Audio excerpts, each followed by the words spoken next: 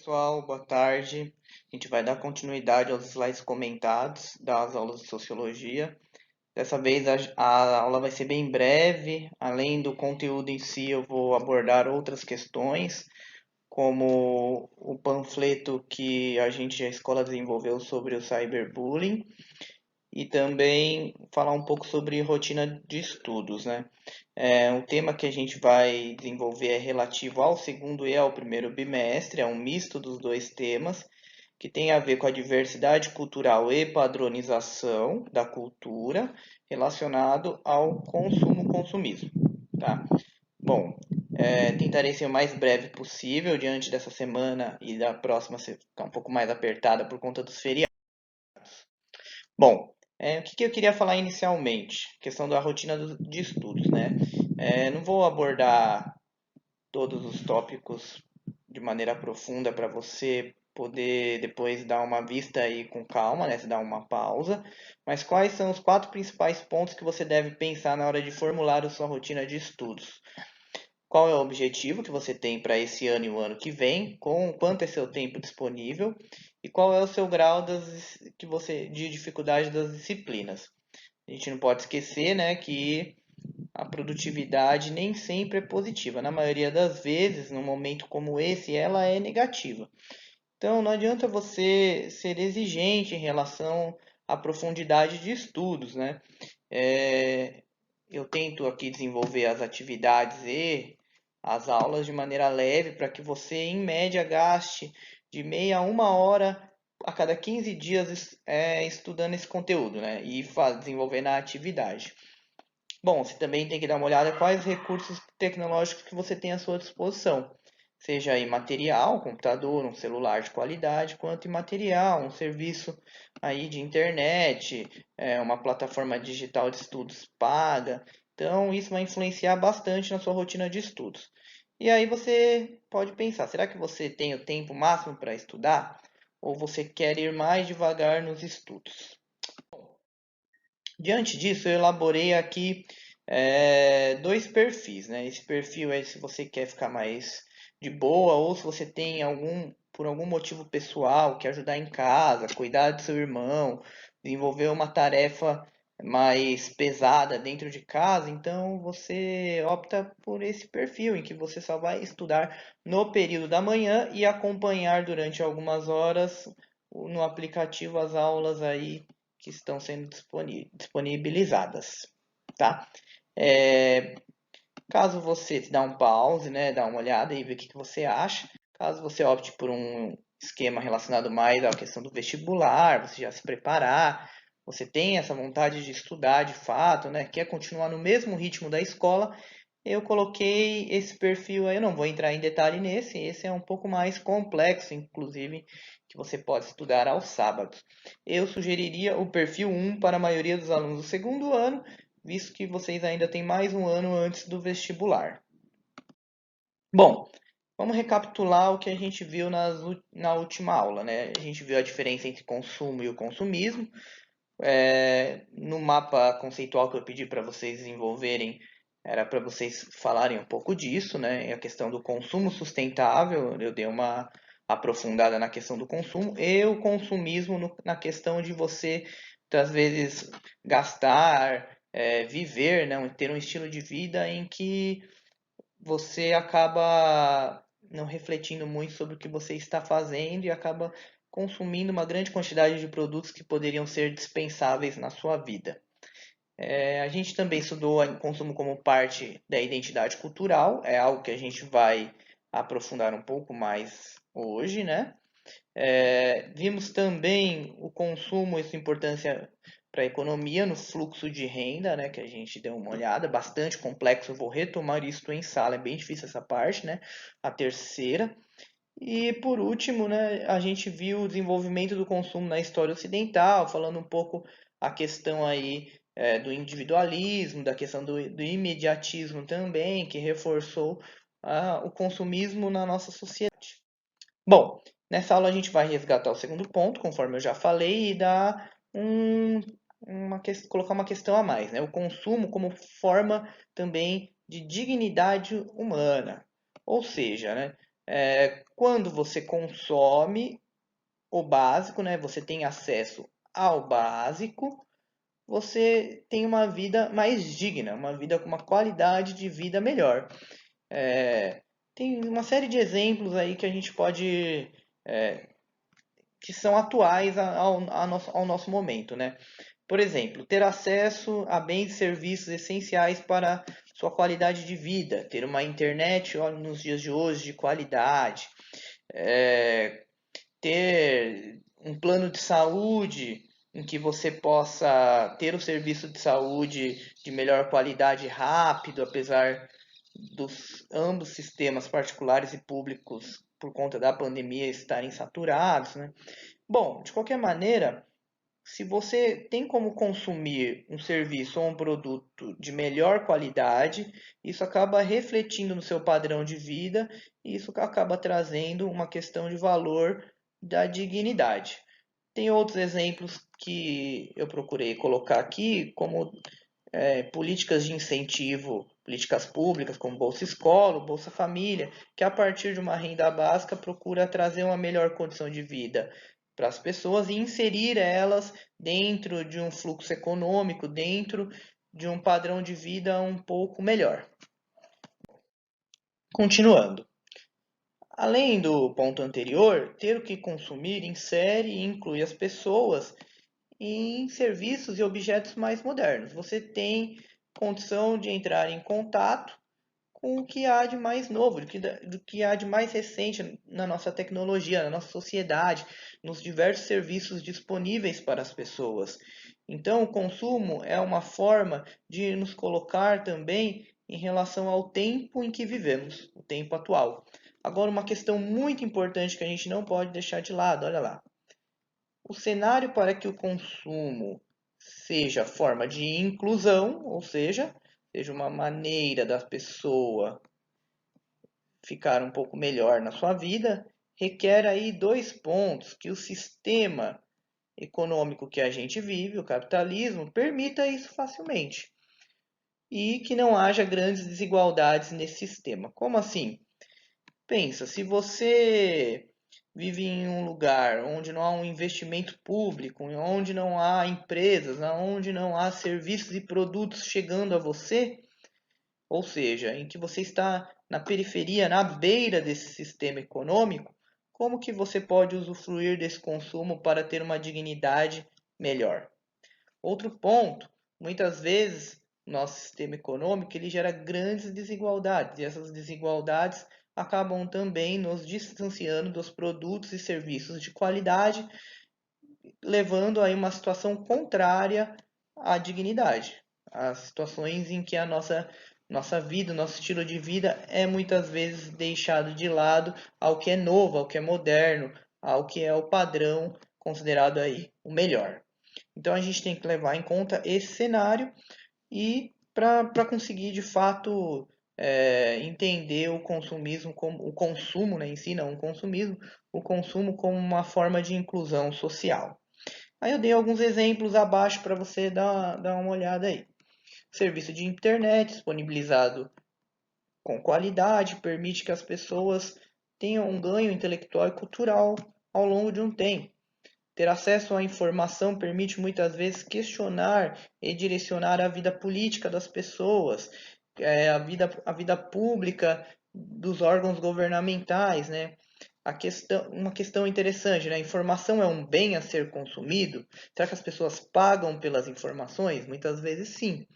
Muitas vezes as informações de grande qualidade, as informações que possuem aí um aprofundamento teórico, que possui formas de você entrar em contato com diferentes fontes, ela é uma informação paga, né? Então você tem que consumi-la.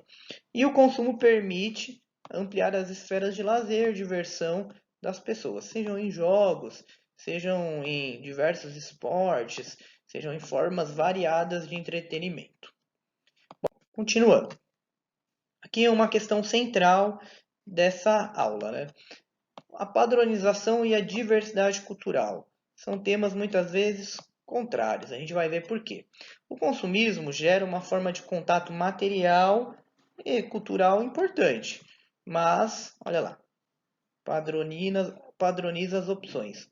Um produto, quando é pensado em ser distribuído, ou seja, pensado em larga escala, tem um modelo a ser seguido. Por exemplo, um celular. Um celular ele tem um padrão de tamanho, um modelo, né, com um padrão de tamanho, com uma cor ou algumas cores disponíveis, com algumas funções internas disponíveis. Se você quer pensar em distribuir, você faz parte de uma empresa e quer pensar em distribuir esse produto em larga escala, para uma grande quantidade de pessoas, você não pode fazer ele variado, porque não há como industrialmente ele ser produzido dessa maneira, de maneira tão personalizada.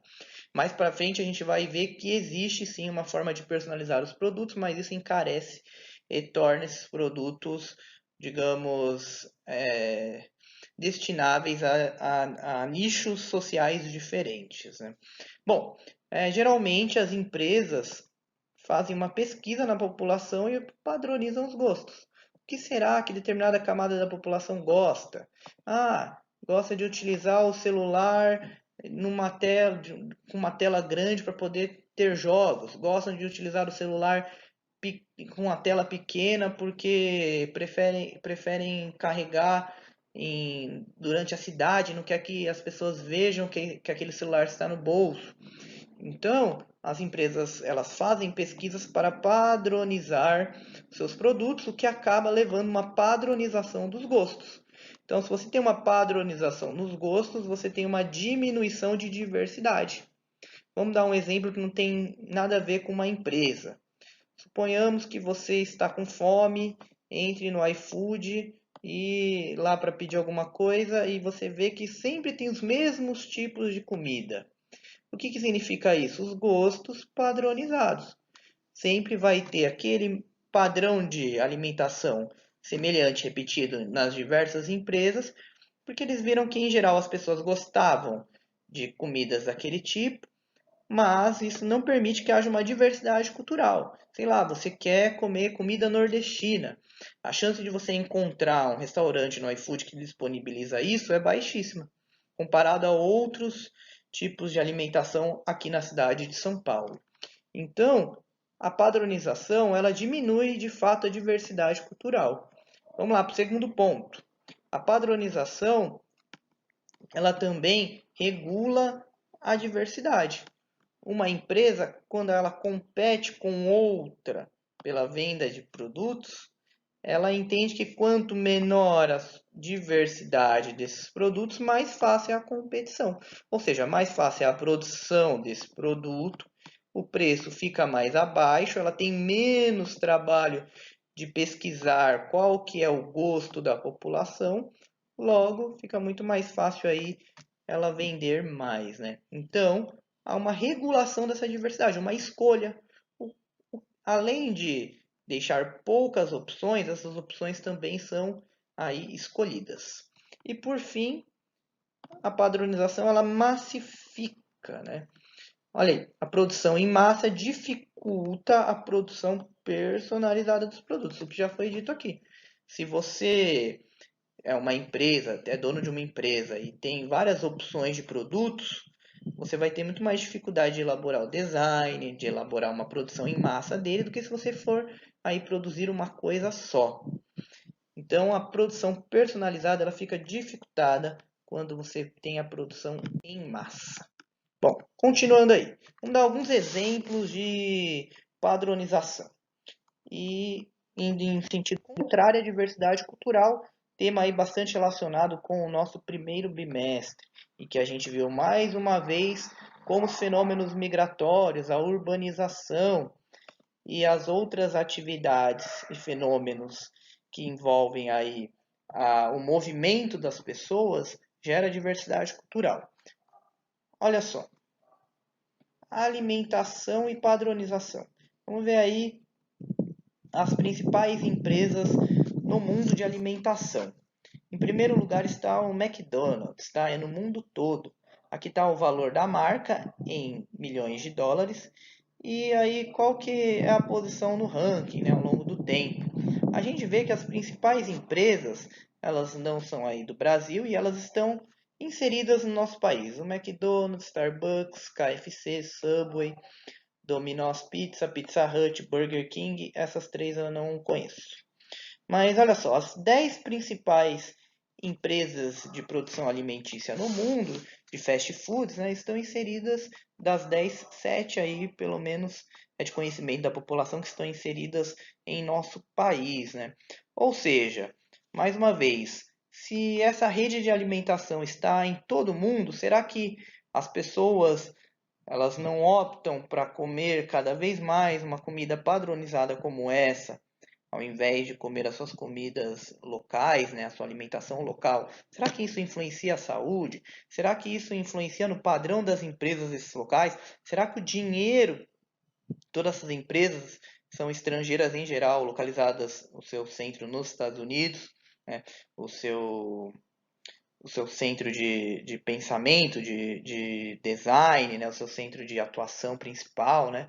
Será que o dinheiro dos outros países não acabam indo para os Estados Unidos por conta desse processo de dominação cultural? É isso que a gente pode constatar aí nessa padronização. Olha outro exemplo de padronização nos automóveis. Os principais automóveis, marcas, né, vendidas no Brasil no ano de 2019. A gente vê mais uma vez que todas essas marcas aí são marcas estrangeiras. Será que essas marcas elas promovem uma padronização do consumo de automóveis, não só no Brasil, mas no mundo todo, né? Muitas vezes os automóveis eles são semelhantes, eles têm até o seu design semelhante, eles têm aí as suas linhas direcionadas para um público específico.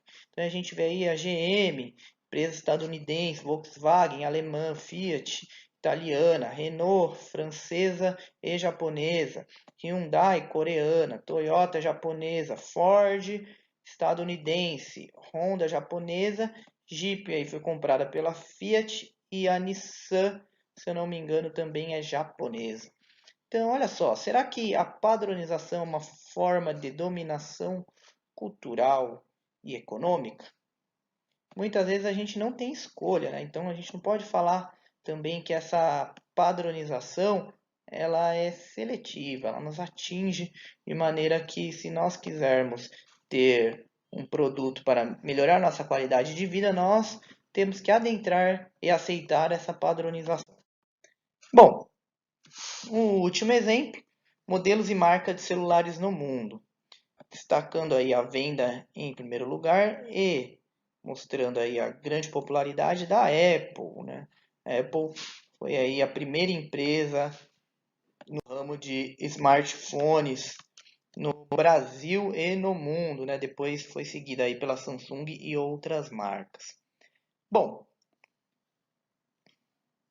o que você tem que entender desse último slide? A gente já encerra essa aula. A padronização, portanto, tende a reduzir a diversidade cultural, isto é, as características específicas e singulares de cada região do mundo. Então, muitas vezes, as diversas regiões do nosso planeta, os continentes, seus países e seus habitantes locais, eles têm um padrão de vida, um padrão de consumo que está, digamos, relacionado com a sua realidade. Mas conforme o mundo vai se globalizando, há uma padronização do consumo. E essa padronização do consumo muitas vezes tende a diminuir a diversidade cultural. Obviamente que existem movimentos contrários a isso. Por exemplo, os movimentos em que as culturas locais se organizam para deixar como escolha, como opção ao consumidor um produto local. Por exemplo, você vai numa cidade média aqui no Brasil, você tem juntamente com uma rede alimentícia grande, um restaurante muito famoso, muito conhecido naquele local, até mesmo nas cidades grandes também isso ocorre, né? Para dar o exemplo da alimentação. Alguns produtos é possível uma maior concorrência, como por exemplo, produtos de baixo valor agregado tecnológico.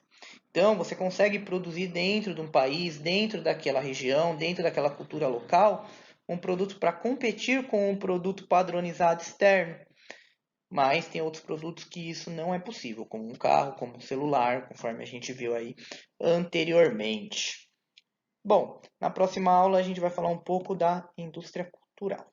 Tá bom, pessoal? Só para encerrar, a atividade dessa semana e da próxima é muito simples. É responder a autoavaliação que estará disponível no Google Class. Ou caso você não tenha acesso ao mesmo, né, você pode ir para o link que está aí abaixo para você conseguir responder adequadamente as perguntas da autoavaliação. Gostaria aí de desejar a todos uma boa semana, que vocês continuem em casa para que não adoeçam e não adoeçam os seus familiares, para que todos nós podemos, o mais rapidamente possível, sair desse momento e pedir calma, compreensão para todos, que logo mais aí a gente vai estar junto novamente. Eu desenvolvi, por fim, um panfleto junto aí com a gestão da escola sobre o cyberbullying, né? Você dá uma parada aí para você ver. Se você quiser, você pode, né, passar essa imagem, essa ideia também para as outras, seus colegas, familiares e outras pessoas conhecidas, tá? Muito obrigado a todos. Uma boa tarde.